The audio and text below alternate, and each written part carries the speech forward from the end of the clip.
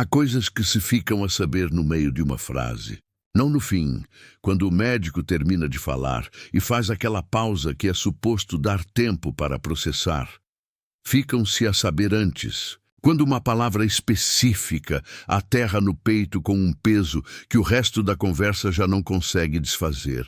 Elisa ficou a saber numa quarta-feira de setembro, numa sala com paredes brancas e cheiro a desinfectante, sentada numa cadeira de plástico que rangia cada vez que respirava fundo. O médico falava. Ela via os lábios a moverem-se, via a mão a segurar a caneta, via uma mancha de café na esquina da mesa, pequena, antiga, de quem já a viu e decidiu não limpar. As palavras chegavam com atraso, como chegam quando o corpo já recebeu o essencial e desligou o resto. Levantou-se quando ele acabou. Agradeceu. Agradece-se nessas alturas, mesmo sem saber porquê. Atravessou o corredor com uma mulher a amamentar, um homem velho a tossir para um lenço, uma auxiliar a empurrar um carrinho cujas rodas faziam um barulho de metal no chão. Chique, que ela não ia esquecer tão cedo. Saiu para a rua. O sol estava demasiado presente para o que acabara de acontecer lá dentro. Sentou no banco de cimento à entrada e pôs as mãos na barriga. Não por decisão. As mãos foram lá sozinhas como vão ao lugar que conhecem quando o resto do mundo fica sem chão. A barriga tinha 4 meses. A esses 4 meses de vida tinham dito que a mãe tinha mais 6 para lá estar. Não chorou. Não por força. Essa palavra ela não suportava. Fortes chamam-se as pessoas a quem não se dá licença para ser outra coisa. Não chorou porque havia dentro dela aquele tipo de paralisia que acontece quando é demasiado e o corpo desliga o supérfluo e deixa só o mínimo para continuar de pé. Ficou no banco muito tempo. As pessoas passavam. Ninguém parou. Foi para casa a pé. Abriu a porta, largou o saco, deitou-se na cama de casaco vestido e ficou a olhar para o teto, branco, com uma fissura pequena junto ao roda-tecto que ela via todas as manhãs há 3 anos e a qual nunca prestara atenção. Nessa noite ficou a olhá-la até adormecer. A decisão formou-se sem que ela soubesse exatamente quando. Havia uma quinta fechada há 8 anos no interior, a 4 horas de autocarro, com terra vermelha e uma casa de tijolo que a mãe deixara quando morrera. Elisa não fora ao funeral. Estava no primeiro ciclo de tratamento. Fora às 40 missas, ficara diante da campa, fechara a porta à chave e voltara à cidade porque era o único lugar que sabia habitar. Agora ia voltar. Não para recomeçar, para terminar onde começara, que era a única forma de terminar que fazia sentido. Vendeu as cabras e a vaca que ficaram ao cuidado de um vizinho. Não conseguiu bom preço, não havia tempo. Com o que ficou, separou uma parte para a parteira, outra para os medicamentos, o resto para comer. Fez uma mala, uma média. A vida inteira que precisava de levar cabia numa mala média e isso não lhe pareceu tragédia. Pareceu a verdade sobre quanto do que acumulamos é mesmo nosso. O autocarro levou 4 horas. Ela ficou na janela a ver a cidade recuar. Os prédios, as casas baixas, os campos e depois a terra vermelha, aquela terra do interior de cor de tijolo velho, de ferrugem, de algo muito antigo para ter nome exato. Quando o autocarro virou para a estrada de terra e começou a cambalear, ela fechou os olhos e deixou o balanço entrar, e o corpo reconheceu aquilo antes dela, da forma como se reconhece o que existe antes da memória. Desceu no cruzamento. Fez os 2 quilômetros a pé com a mala. As pernas pesavam mais ao fim do que ao princípio. O homem estava no fundo do terreno quando ela chegou ao portão. De costas a cavar, com o ritmo de quem faz aquilo há muito tempo e não precisa de pensar. O portão estava aberto, não arrombado, aberto como se abre quando se entra e sai ao longo do dia. Havia galinhas no terreiro que não fugiram.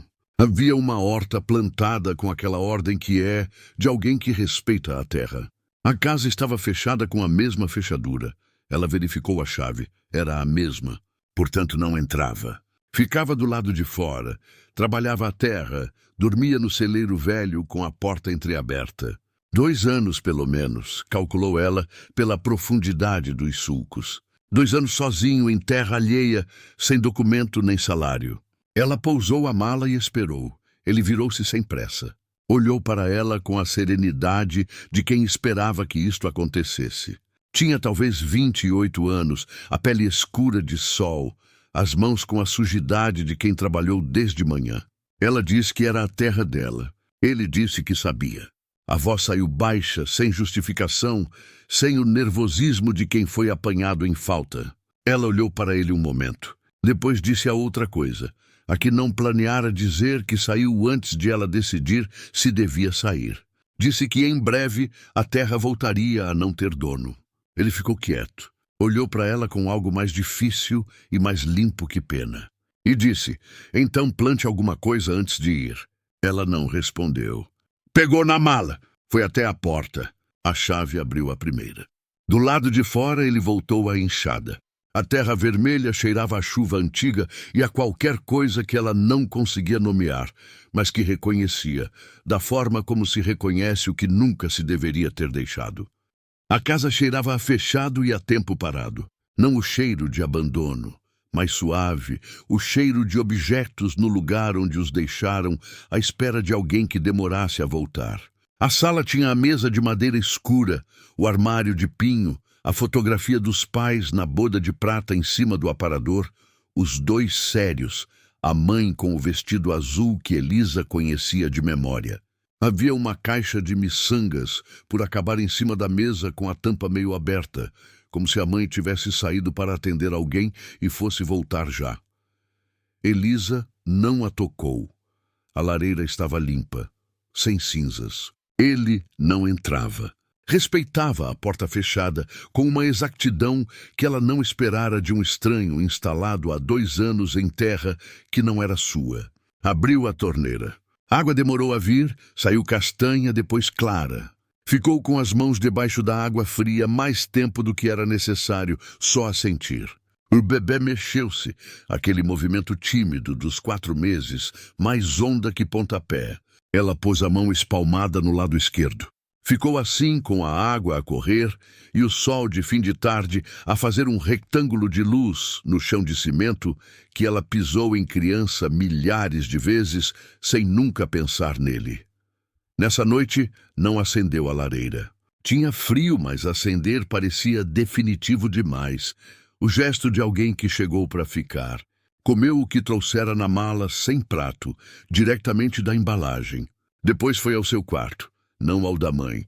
Esse ficava ao fundo do corredor, e ela parou a porta, mas não abriu, ainda não. O seu quarto tinha o mesmo colchão duro, as paredes com os retângulos de tinta menos desbotada, onde tinham estado os quadros que levara quando partiu. Deitou-se vestida. Lá fora, as galinhas acomodavam-se para a noite com aquele som breve e descontinuado. Depois silêncio. O silêncio do campo tem peso próprio. Faz pressão nos ouvidos até eles se lembrarem de como funciona. Ela adormeceu sem ter decidido adormecer. De manhã, ele estava no terreiro a tratar das galinhas. Ela ficou à janela mais tempo do que era necessário para confirmar que estava lá. Havia no modo como ele se movia uma economia de gesto, cada coisa no tempo certo, sem desperdício. Fez café, bebeu em pé encostada ao louceiro. Depois foi limpar. Não era decisão de ficar, era adiamento de qualquer outra decisão. Limpou prateleiras, abriu janelas, lavou louça. Quando chegou ao quarto da mãe, ficou parada à porta. O cheiro de lavanda e sabão estava ainda lá, inconfundível. As pantufas junto à cama, paralelas, como a mãe as punha sempre.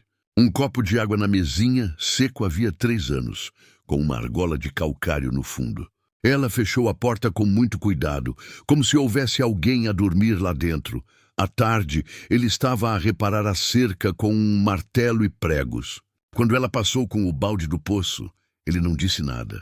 Ela também não. Assentiu com a cabeça. Ele correspondeu.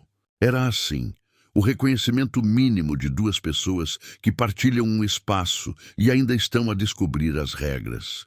No terceiro dia ele parou no terreiro quando ela estava na varanda com o café e disse, sem cerimônia, como é que se chama? Ela disse, Elisa. Ele disse, Tomás, e foi para a horta com a enxada ao ombro. Ela ficou com o copo na mão, a olhar para as costas dele, e pensou que havia poucas apresentações na vida tão diretas como aquela. O cavalo apareceu na quinta-feira da segunda semana.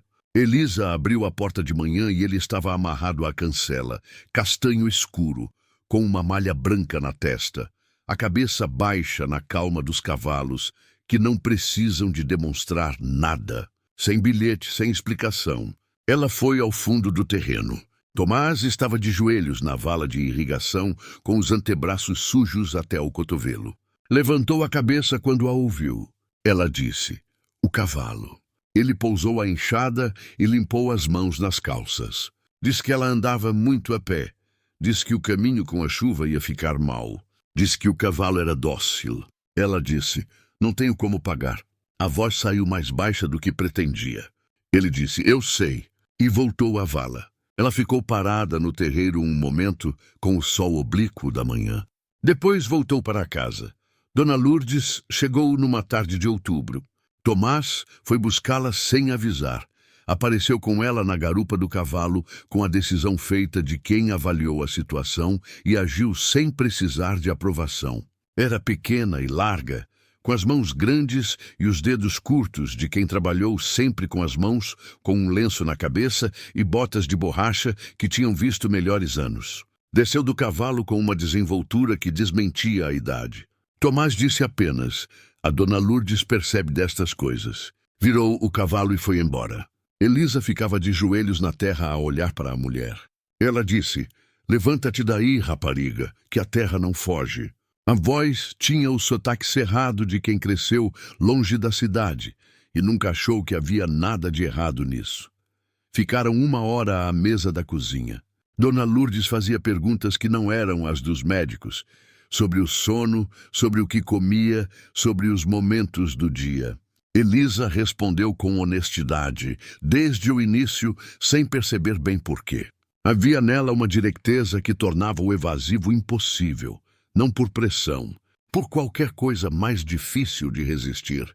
A sensação de que esconder seria desperdiçar o tempo de uma mulher que não o tinha para desperdiçar. No fim, Dona Lourdes disse que voltava às terças e quintas.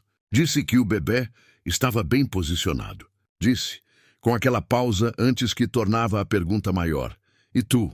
Elisa disse que estava bem. Dona Lourdes olhou para ela um momento com aqueles olhos que não se espantavam, mas que viam. Depois calçou as botas na varanda e foi embora. Elisa soube, por Dona Lourdes, numa visita seguinte, que Tomás era de uma aldeia a 30 quilômetros, que o pai morrera quando ele tinha 16, que saíra novo e trabalhara em quintas por toda a região sem se fixar, que chegara a esta, que estava abandonada e ficara. Não por preguiça, um homem preguiçoso não planta horta em terra alheia com aquela aplicação. Por qualquer coisa que ela não sabia nomear. Uma necessidade de ter uma terra, mesmo que não fosse sua. Uma conversa que a terra oferecia que as pessoas não sabiam ter. Uma tarde, ele cortou a erva do lado da casa que ela não alcançava com a barriga que ia crescendo. Não disse que ia fazer, não perguntou se queria, fez. Quando ela saiu e viu um monte de erva junto à sebe, olhou para ele que recolhia a foice. Os olhos dos dois cruzaram-se um momento, não de sentimento. Ainda não era isso. Era o reconhecimento de duas pessoas que percebem ao mesmo tempo que já não são estranhas. Cada um foi para o seu lado. O monte de erva ficou até o vento o espalhar. Começou a plantar na terceira semana. Encontrou as sementes da mãe na tulha, num frasco de vidro com tampa de cortiça, numa prateleira alta, coentros e cenouras e feijão verde. A terra do canteiro junto à parede sul estava boa. Ela meteu os dedos e sentiu isso, a umidade certa, a macieza de terra trabalhada com regularidade. Tomás devia tê-la trabalhado. Não perguntou, plantou. Trabalhou de joelhos com as mãos na terra durante a manhã. Havia na concentração que o trabalho exigia, a profundidade do sulco, o espaçamento, A pressão certa para fechar a terra, exatamente o espaço que os pensamentos difíceis usavam quando ela não tinha mais nada para fazer. Quando levantou a cabeça, Tomás estava a 10 metros de costas. Havia entre eles uma distância que não era aleatória, certa para que ela não sentisse nem solidão, nem invasão. Não era coisa que se aprende, é coisa que se tem ou não se tem. Foi numa tarde dessa semana que ele entrou sem bater. A porta estava aberta e para ele era convite suficiente, mas para ela não era. Ela ficou parada com a colher na mão. Ele percebeu pelo silêncio que errara, mas não percebeu o quê. Ficou à entrada com um ar ligeiramente perdido que ela nunca lhe vira. Sempre havia uma tarefa, sempre uma direção, e agora estava parado sem saber se avançava ou recuava. Ela disse com uma secura que era o primo próximo da raiva: "Bate a porta." Ele disse que estava aberta. Ela disse que batesse na mesma. Ele saiu. Bateu. Ela disse: "Entra." Ele entrou. Ela pôs o almoço em 2 pratos. Comeram. E desse dia em diante ele batia sempre, mesmo com a porta aberta, sem discussão, sem orgulho ferido, sem que o assunto voltasse. Era um gesto pequeno que custara nada e que mudara qualquer coisa na forma como ela o via. Outubro foi ficando mais frio. Havia manhãs com orvalho nas ervas e tardes com céu de cinzento baixo que anuncia chuva. Numa tarde em que o frio era mais concreto que a hesitação, ela dobrou o papel, pôs os troncos, acendeu o fósforo. A lareira pegou ao segundo com um estalido de madeira seca. O calor demorou a chegar, mas quando chegou, era calor com cheiro e textura, e o barulho dos troncos a arder, diferente do calor elétrico mais vivo. Ela ficou a olhar para o fogo. Havia em ter acendido a lareira algo definitivo. Era o gesto de quem estava ali para o frio que viesse. O dinheiro acabou em novembro. Foi acabando com a regularidade silenciosa das coisas que se gastam sem repor, até que numa manhã o que restava não chegava para o que precisava. Os medicamentos custavam o que custavam. Ela comprava-os a meias caixas. Havia dias sem eles e outros a compensar, o que Dona Lourdes lhe dissera com a voz mais firme que alguma vez lhe dirigira que não se fazia. Havia ainda o parto. Dona Lourdes acompanhava de graça desde o início. Dissera-o com uma naturalidade que não deixava espaço para recusar. Mas havia coisas que tinham custo, e o dinheiro que separara para isso estava a ser consumido pelos medicamentos. Foi ao celeiro. Tomás estava a remendar um saco de estopa com agulha grossa e fio de ráfia, sentado no banco baixo. Levantou os olhos quando ela entrou. Ela disse sem rodeios: não havia dinheiro suficiente para o parto. Disse assim, sem a vergonha habitual que acompanha a confissão de necessidade. Havia algo naqueles meses, naquela terra, que lhe retirara a capacidade de fingir que estava bem quando não estava. Ele ouviu, pousou o saco. Ficou quieto o tempo de alguém que pensa antes de falar. Depois disse: eu trato. Ela disse que não podia aceitar. Ele olhou para ela com algo que era quase irritação. A irritação com o orgulho dela que ela leu antes de ele falar. Depois disse com uma paciência mais curta que o habitual: não é para ti. É para o bebê. Pegou no saco. Ela ficou à porta do celeiro. A irritação dele ficara no ar, e havia algo nessa irritação, na primeira vez que o via irritado, que era mais reconfortante do que todos os momentos de calma anteriores. Porque era real. E as coisas reais eram as únicas que importavam. Dezembro chegou com 3 dias de chuva seguida. A terra ficou encharcada, as galinhas confinadas ao celeiro com a insatisfação visível das galinhas impedidas de andar. E Elisa confinada à casa com a barriga já grande, já com o peso que muda o centro de gravidade e torna cada movimento uma negociação nova com o equilíbrio. Tomás trazia lenha sem ser pedido. De manhã um feixe junto à porta, à tarde outro. A lareira ficou acesa os 3 dias sem nunca apagar. Havia qualquer coisa em isso, na continuidade daquele calor, no facto de que alguém tratava dele para que ela não precisasse de sair, que ela não nomeava, mas sentia como a temperatura dos quartos, que eram seus, Na tarde do segundo dia de chuva, ele entrou. Bateu. Primeiro, com a água a escorrer do casaco. Disse que havia uma telha partida no celeiro e que precisava de ir ao Constantino buscar material. Disse que ia a cavalo e que demorava. Disse tudo isto de pé com a água a pingar da manga para o chão. Havia algo na situação, ele a escorrer. Ela na cadeira da mãe com um livro que não lia. O fogo aqui e a chuva lá fora, que era tão doméstico e ao mesmo tempo tão novo, que ela teve de olhar para o lado para que ele não visse o que estava no rosto dela, que ela própria não sabia nomear ainda.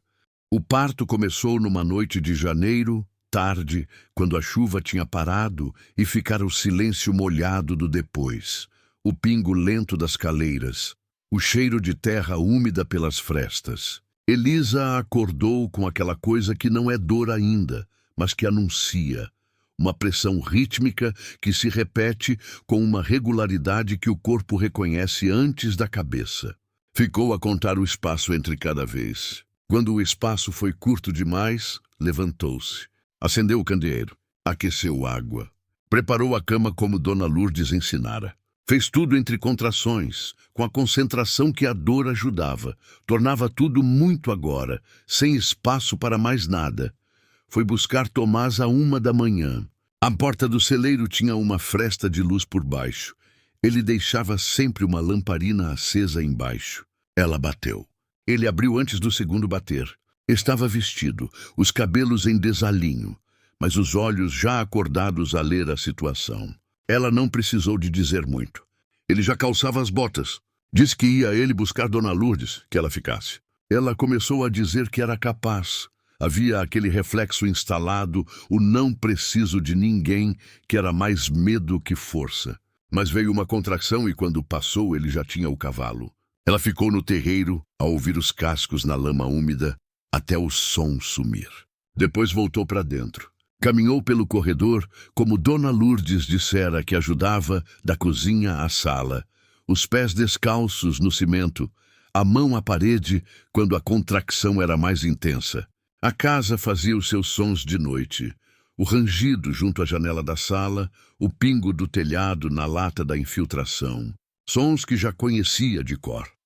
Dona Lourdes chegou meia hora depois, com aquela calma que não era indiferença. Era experiência. Avaliou em 2 minutos. Disse que estava bem, que ia demorar, mas que tudo indicava bem. Disse para continuar a caminhar. Tomás ficou fora. Ela ouvia-o às vezes, o passo no terreiro, uma vez o barulho de lenha a ser partida. Depois o calor a mudar na sala. Ele acendera a lareira sem entrar. Devia ter usado a janela entreaberta da cozinha, acendido e saído. O calor chegou 10 minutos depois. Ela estava a caminhar quando o sentiu e parou 1 segundo só para reconhecer aquilo. Gesto de quem parte lenha a 1 da manhã no frio de janeiro, para que haja calor dentro de uma casa onde não vai entrar. Bebé nasceu antes do amanhecer. Quando chegou com a urgência das coisas que esperaram o tempo delas. Era um rapaz. Dona Lourdes pô-lo nos braços e disse com a objetividade de quem reporta um facto. Está perfeito. Elisa olhou para o filho. Não havia palavras. Havia aquele peso específico, aquele calor imediato, aquele rosto franzido de recém-chegado com uma presença já inconfundível. Ele chorou, o protesto breve de quem chegou a um sítio mais frio do que esperava. Depois encontrou o calor dos seus braços e parou. Ficou quieto com uma paz desproporcional para o percurso que tinha feito. Ela ficou com ele assim, os dois a respirar juntos, na luz do candeeiro, enquanto lá fora o céu começava a ter cor. Dona Lourdes saiu depois de tratar do que havia a tratar. Elisa ouvia-a falar com Tomás no terreiro, com aquele tom de coisas que se dizem quando está tudo bem e se quer confirmar. Depois os passos a afastar-se. Silêncio. Dentro desse silêncio havia um som que não existia antes desta noite. A respiração do bebê, pequena e irregular, que tornava o silêncio habitado de uma forma que ela não sabia que era possível. Nos dias que se seguiram, ficou fraca, de uma forma que não esperava inteiramente. Não era a fraqueza do parto, essa Dona Lourdes avisara. Era outra, mais funda, a doença a cobrar o que o esforço dos últimos meses adiara. Ficava de pé e as pernas tinham uma imprecisão nova. Tentava as coisas normais e havia um ponto a meio em que o corpo dizia não ainda. Não era dor, era a ausência que era pior. A dor tem sítio contra o qual lutar. A ausência não tem nada disso. Tomás viu ao terceiro dia.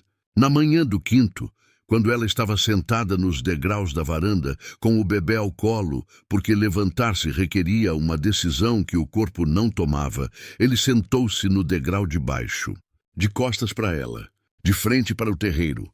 Ficaram assim com o sol de janeiro que aquecia pouco, mas que estava. Depois ele disse, sem se virar, conta-me o que é. Não era ordem, era espaço para ela responder ou não. Ela ficou quieta durante um tempo longo. O bebê dormia nos seus braços. E ela disse tudo. O diagnóstico, a quarta-feira, os 6 meses.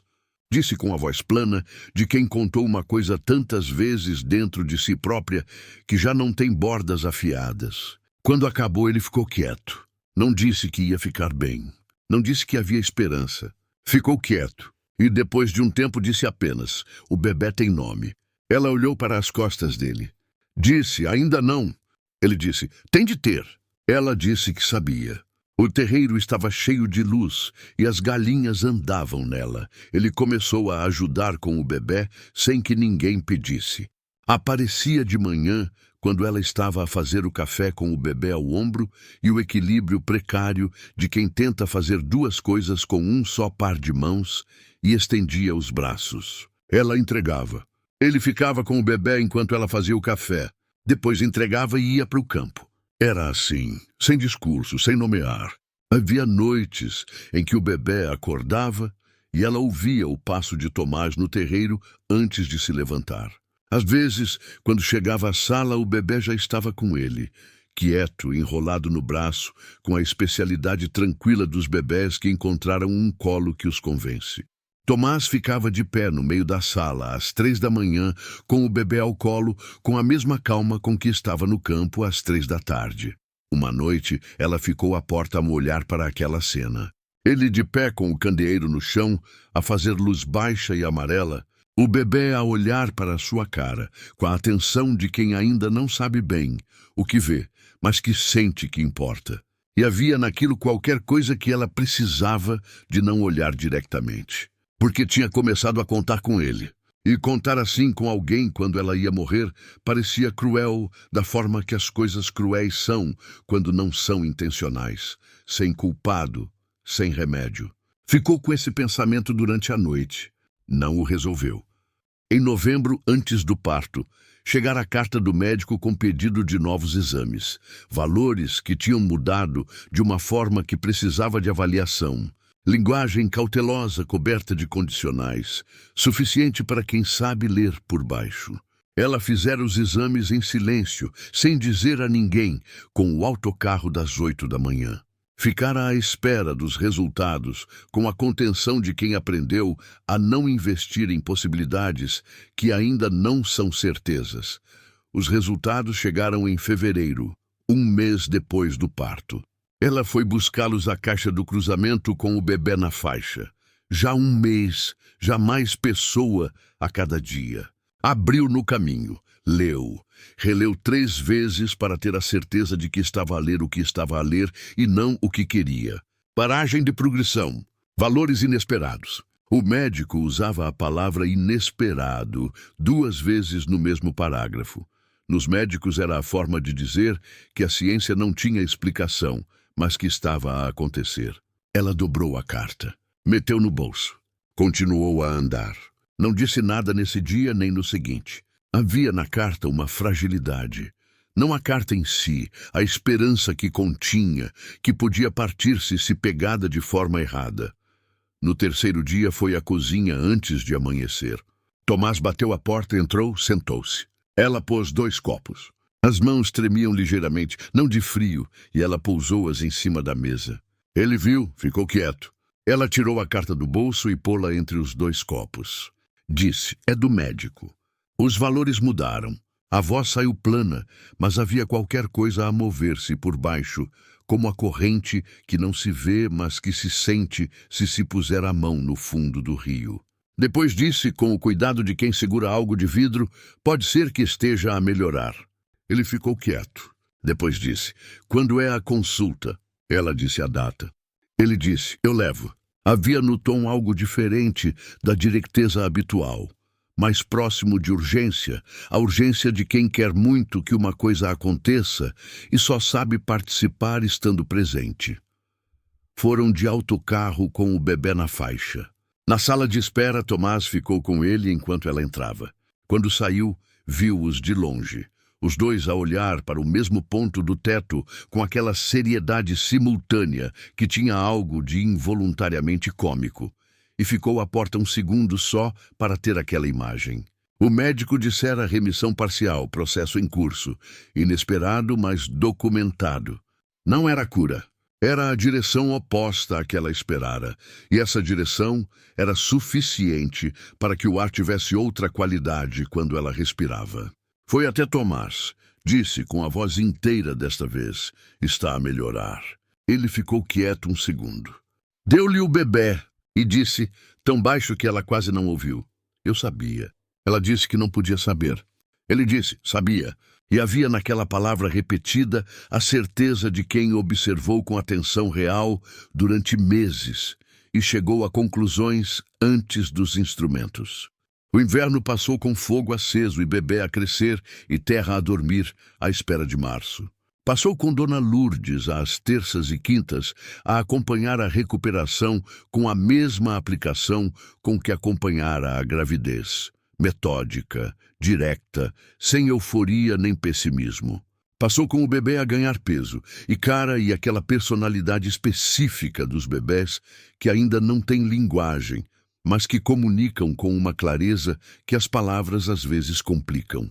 Tinha as sobrancelhas da mãe e o queixo teimoso de ninguém que ela reconhecesse. Era dele. Que era a primeira coisa que era só dele. Passou com Elisa a ficar mais forte de forma gradual e não linear. Havia dias bons e dias em que o corpo pedia mais. E ela foi aprendendo a ler a diferença nos sinais pequenos da manhã. E havia as consultas mensais, com os resultados que iam confirmando o que o primeiro resultado dissera. Uma progressão lenta e real, na direção certa sem explicação completa. Documentada com a cautela dos médicos, que sabem que a medicina tem fronteiras e que, além delas, as coisas acontecem na mesma. Numa noite de fevereiro, depois de deitar o bebê no quarto da mãe que ela abrira em outubro, entrado, chorado, arrumado, transformado em quarto de bebê sem perder o cheiro de lavanda das paredes, foi sentar-se à lareira. Tomás estava na sua cadeira. Havia uma cadeira que era a sua cadeira sem que isso tivesse sido declarado. Era sempre aquela. Ela ficou na do outro lado. O fogo fazia aquele barulho de madeira seca que é o barulho mais de inverno que existe. Ficaram em silêncio durante muito tempo. Não o do início, que era o silêncio de duas pessoas a medir o espaço. Era o outro, o de dentro para fora, o de quem está completamente à vontade, sem precisar de nada além disso. Ela olhou para o fogo, depois olhou para ele, o perfil na luz móvel, a mão quieta no joelho. Disse, obrigada. Ele virou a cabeça. Ficou a olhá-la um momento. Depois disse, não é isso. Não estava a recusar o obrigada. Estava a dizer que o que havia entre eles não era do tipo que se agradece. Era do tipo que se vive. Ela ficou a olhá-lo. O fogo estralou. Lá no quarto, o bebê respirava naquele ritmo pequeno que ela já conhecia sem precisar de ouvir. Março chegou e a terra acordou. Não metáfora, literal, visível de um dia para o outro, como só é visível quando se vive junto da terra. O feijão verde que ela plantara em setembro tinha rebentado de novo. Folhas novas, nas hastes velhas que sobreviveram ao inverno, pequenas e de um verde brilhante que só existe antes de as folhas engrossarem. Ela estava de joelhos no canteiro quando as viu. Ficou assim, com as mãos na terra, durante um tempo que não era o tempo de verificar o estado de uma planta. Plantara aquilo, para ter o que fazer antes de ir. E o feijão estava aqui, em março, com folhas novas. Plantaram as laranjeiras no mesmo dia. Foi ideia dela. Acordou com ela antes de amanhecer, já pronta. Como chegam as decisões que se formam a dormir. Disse ao pequeno almoço: quero plantar árvores no caminho. Ele não perguntou por quê. Disse que havia mudas de laranjeira no Constantino. Foram os dois na carroça com o bebê na faixa. Pela estrada de terra, com os buracos de março. Ela com o cabelo solto, porque havia dias em que o cabelo solto era uma declaração. O Constantino era um homem velho com os dedos arqueados de artrite. Olhou para as 12 mudas que ela escolheu e disse: estas levam 10 anos a dar sombra. Ela disse que sabia. Ele olhou para o bebê na faixa, para Tomás a carregar as mudas, e havia no seu olhar o reconhecimento silencioso de quem percebe uma coisa sem precisar que lhe a expliquem. Embrulhou as raízes com mais cuidado do que precisava. Não cobrou. Plantaram ao fim da tarde com o sol já baixo e a sombra deles comprida na terra vermelha. O bebê dormia na faixa. Ela abria os buracos. Ele colocava as mudas com a distância certa, fechava a terra com as mãos. Não falaram muito. Havia o barulho da enxada, os pássaros de março, o bebê que acordou a meio e ficou a olhar para os ramos das mudas com aquela seriedade de quem inventaria o mundo. Quando a última ficou plantada, ficaram de pé os dois, a olhar para a fila. 12 laranjeiras finas e frágeis, quase ridículas contra o céu grande. Levavam 10 anos a dar sombra. Estavam vivas. Ela olhou para elas e depois para ele. Disse muito baixo: plantei alguma coisa. Ele virou a cabeça. Havia nos olhos dele o reconhecimento de que ela respondia ao que ele dissera no primeiro dia. E por baixo desse reconhecimento, uma outra camada, o peso do que ela dizia por baixo das palavras. Que havia já tanta coisa plantada que partir já não era um gesto simples. Ele levantou a mão. Rola na face dela, o polegar no osso do rosto, a aspereza das mãos que ela já não sentia como aspereza, mas como textura familiar. O bebê mexeu-se na faixa e fez um som pequeno. O sol desaparecia atrás dos montes, e o céu tinha aquela cor de laranja escuro que dura poucos minutos e para a qual nunca há a atenção certa, porque quando acontece, estás sempre a fazer outra coisa. Desta vez ela não estava a fazer outra coisa. Estava aqui, com a mão dele na cara e as laranjeiras à frente e março inteiro em volta. Ele baixou a mão. Voltaram para a casa com o passo dos dois no mesmo ritmo, sem que nenhum dos dois tivesse decidido isso. Nessa noite ela deu nome ao bebê. Sentada à lareira com ele acordado no colo, disse o nome em voz alta pela primeira vez. Para ele, para o ar, para a sala. Tomás ouviu. Ficou quieto um momento. Disse: fica bem. Apenas isso. Ela olhou para o filho, que olhava para o teto à procura das coisas. Disse o nome outra vez, mais baixo, só para ele, como quem entrega uma coisa importante. A quem é seu. Na primavera, o médico disse remissão. Completa. Numa quinta-feira de abril, com aquele tom de quem reporta. O que os dados confirmam sem ter explicação completa para isso. Elisa saiu e sentou no mesmo banco de cimento à entrada, onde se sentara naquela quarta-feira de setembro. O sol era diferente agora, abril, que aquece de dentro para fora. Havia uma paz que não precisava de expulsar outras coisas para caber. Depois foi ter com Tomás, que estava à entrada com o bebê ao colo. O bebê, empenhado no botão da camisa, quase conseguia, perdia, voltava a tentar. Ela disse: remissão completa. A voz saiu inteira, sem cuidado de vidro, porque já não havia nada a partir. Ele ficou quieto um segundo. Deu-lhe o bebê e disse: eu sabia. Ela disse que não podia saber. Ele disse: sabia. O bebê conseguiu o botão. Fechou os dedos em volta dele com o triunfo total das conquistas pequenas. O verão chegou quente e lento. As laranjeiras cresceram pouco, como crescem as árvores de raiz, devagar e com seriedade, sem mostrar o trabalho que fazem debaixo da terra. Mas cresciam. Elisa ia ao caminho às vezes de manhã cedo, com o bebê ao colo, e ficava a olhar para as mudas na luz nova. Ele olhava para as árvores com aquela seriedade de quem guarda informação. Ela dizia-lhe, são tuas. Demoram 10 anos. Cá estaremos. E havia nessa promessa dita em voz baixa a um bebê que entendia o tom antes das palavras. Havia nela a diferença inteira entre a mulher que chegara em setembro com a mala média e a intenção de terminar, e a mulher que estava aqui agora, com os pés descalços na terra vermelha de julho e 10 anos à frente. Tomás estava à porta quando ela voltava. Com o café, a vê-la vir pelo caminho. Ela entrou. O bebê olhou para ele. Tomás estendeu o dedo. O bebê fechou os dedos em volta com aquela força que não parece possível no tamanho que tem. Ela foi pôr a folha de laranjeira que trouxera em cima da mesa. Ficou de costas para eles, com as mãos espalmadas na madeira velha, a sentir o grão sob as palmas. Ouvia a respiração do bebê, as galinhas lá fora, o vento na figueira que a mãe plantara antes de ela nascer e que ia continuar a estar. Depois ouviu a voz de Tomás a dizer o nome do bebê pela primeira vez desde que tinha nome, baixo, com cuidado, como quem percebe se lhe fica bem na boca. Depois silêncio, que era o seu modo de confirmar que ficava. Ela não se voltou logo.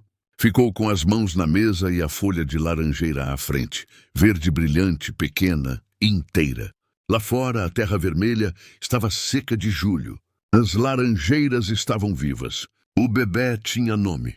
Havia um homem à entrada com o dedo preso na mão de um filho que não era seu e que era seu da única forma que importa, da forma que se escolhe todos os dias, sem contrato e sem cerimônia, com a persistência quieta de quem ficou quando não tinha obrigação e que por isso ficou de verdade. Ela voltou-se. Ele estava a olhá-la. O bebê continuava com o dedo dele preso. A luz de julho entrava pela porta aberta e fazia um retângulo dourado no chão de cimento. A folha de laranjeira estava em cima da mesa. Não havia mais nada que precisasse de ser dito.